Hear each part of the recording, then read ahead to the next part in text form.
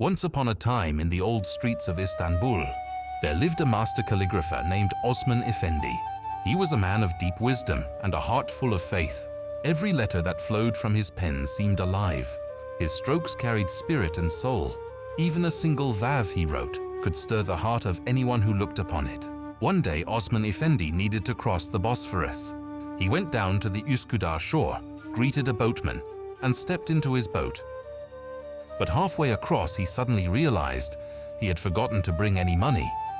With gentle embarrassment, he turned to the boatman and said, "My son, I've forgotten my coins today, but let me give you a small gift instead." He pulled out a small piece of paper, placed it on his knee, and began to write. With delicate precision, he drew a single vav. It was so beautiful, so full of grace, that it seemed to bow in silent prayer. The boatman frowned. "Am I supposed to live off this?" he muttered, and took the paper half-heartedly. When they reached the shore, he said nothing more, and the two parted ways. Days turned into weeks. One afternoon, the boatman happened to pass through the old Sahaflar Bazaar, where rare books and manuscripts were sold.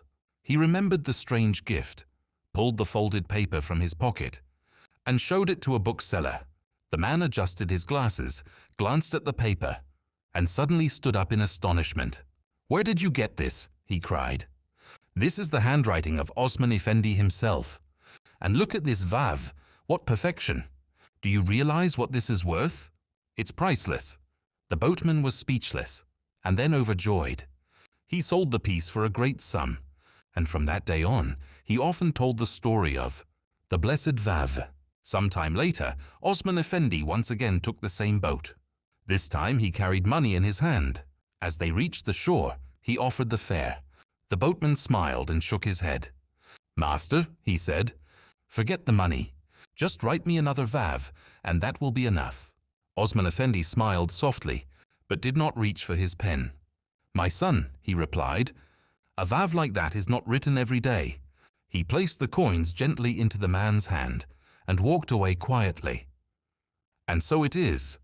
There are writings that are born only once in a lifetime, and moments that flow not from ink, but from the heart to the pen.